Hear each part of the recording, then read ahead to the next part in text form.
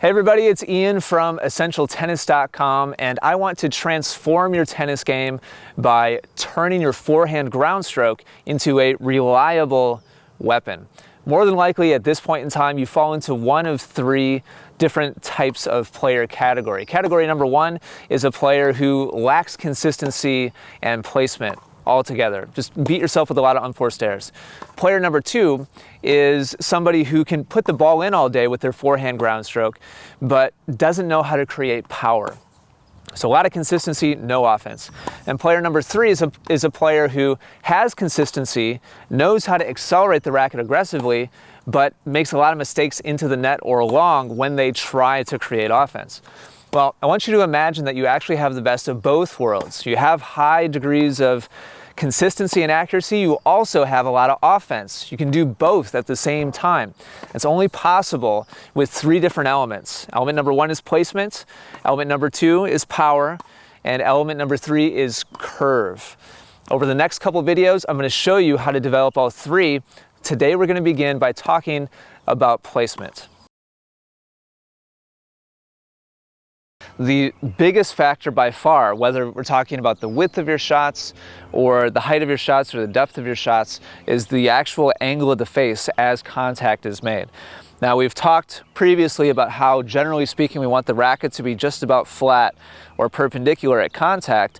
If that changes, it very quickly and very dramatically changes the resulting height and therefore the resulting depth of your shots. And this is largely assuming that you're actually making a fundamentally sound swing. If your technique is very short and choppy and you don't use your kinetic chain, then you need the face to be open in order just to get the ball over to the other side of the net or hit a halfway effective, aka deep shot. If, on the other hand, you're making a long, correct swing, you're using your kinetic chain to unwind into the ball, we need a flat racket face. If it opens up at all, then things start getting high very quickly, and very high means very deep. So the second most important technical element to be aware of and be able to control after the angle of the face is the overall path of your swing. This, to a large degree, dictates the height of your resulting shot as well. Again, factor number one by far is the angle of the face. Factor number two is the overall direction of your swing path. If your racket only drops down to the height of contact, then as you make your forward swing, there'll be very little upward momentum imparted on the ball, very little vertical energy actually being transferred into the point of contact. And that vertical transfer, if you have some, does do some work as far as lifting the ball and creating a little bit higher trajectory. So the point here is that she's going to experiment a little bit to find the right combinations of power, height, and spin to achieve the specific shots that I ask her to. So we're going to start off with a shot. Kirby, I want you to aim 4 feet over the net, and I want your shot to land past the service line and in play. All right? Do whatever you got to do to make those two things happen. 4 feet over the net and past the service line. So that's a little bit low. Still a little low. Got the depth requirement. There we go. It's about 3 feet over. Okay, good. That's right in the ballpark right there.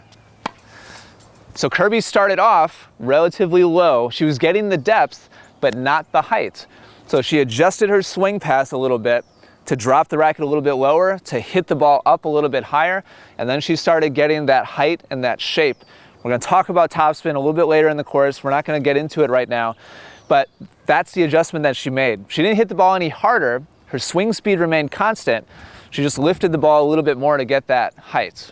So now we're going to change things completely. Kirby, your target is now 10 feet over the net, and I want the ball to land past the service line in play. So anywhere in no man's land, 10 feet over the net. So to achieve this, she's going to have to make a couple different adjustments. We'll see what she does. 10 feet over is her goal. Nice. That's right in the ballpark there.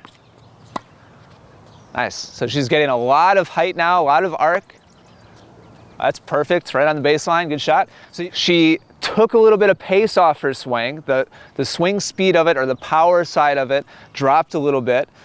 The way that she got the height was by dropping the racket even lower and hitting the ball up into the air a little bit more aggressively, which means she hit with a little bit more topspin as well. So good adjustment. Now the fun one. We're going to aim 1 foot over the net.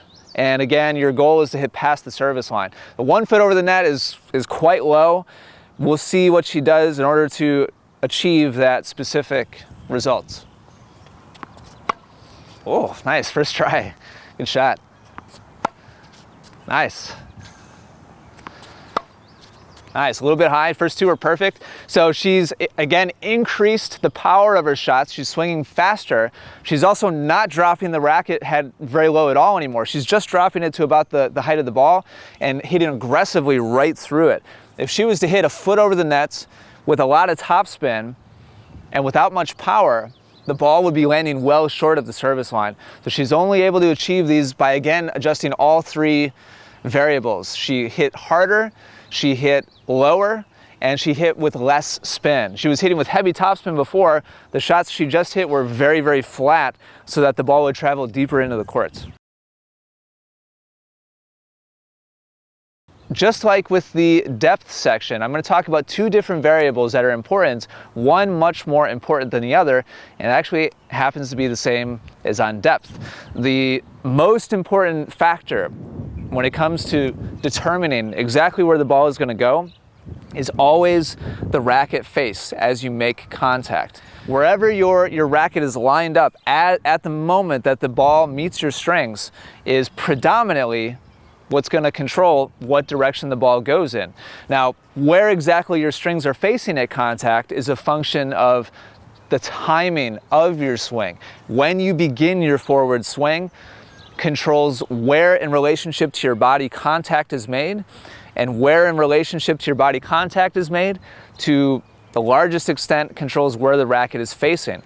If I'm just making contact with the forehand from the middle of the court and I want to hit in that direction versus that direction, we're talking about realistically probably 10-degree difference between those 2 corners. It's a very small change in the angle of the face to hit to completely opposite corners of the court. The second most important factor that determines where the ball goes as far as direction, right and left, is concerned, is the overall direction of your racket swing. How your racket is moving through the air as a whole as you complete your swing does have an important factor on where the ball goes, but it's important to understand that it's not nearly as big of an effect as where the strings are facing at contact.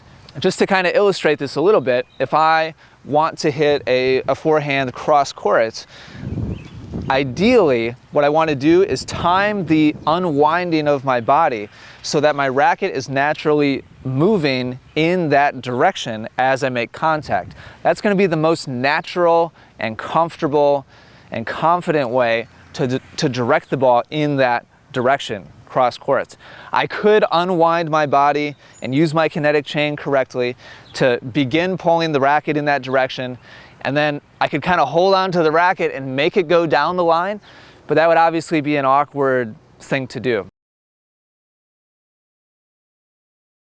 So while you're watching the video before this one, you may have been saying to yourself, well, wait a minute, Ian, what about the stance that I use? Doesn't that direct the ball in a certain direction? Or how about the amount that I rotate my body before I turn forwards and make the swing? Doesn't that tell the ball where to go?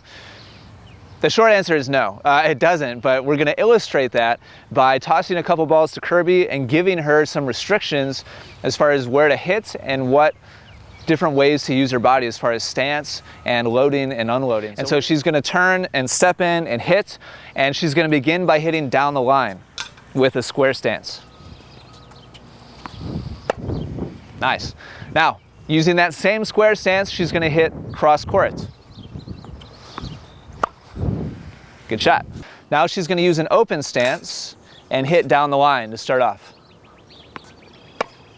Nice shot. And now open stance and cross court. Good shot. So clearly stance is not the determining factor. Now what about the rotation of the body? I want you to focus on Kirby's shoulders, and she's going to turn. She's basically been doing this already, but just for for the sake of calling it out and having you focus on it, she's going to turn to 90 degrees and hit down the line. Now she's going to set up with that same amount of rotation with her upper body and hit cross court. Nice. So it's not your stance, it's not your footwork, it's not the rotation of your body. All of those things may work together to make certain targets a little more accessible or a little bit easier to hit sometimes, especially if you don't use very comfortable or very natural footwork or setup with your body. But I just wanted to illustrate quickly that it's not those things. It's not at all. You should be able to set up with the same amount of rotation, the same stance, and hit anywhere you want on the court just simply by unwinding at the right time and lining your racket up correctly with your target. Before I sign off for today, just one quick question for you. Which of those 3 player categories do you fall into currently?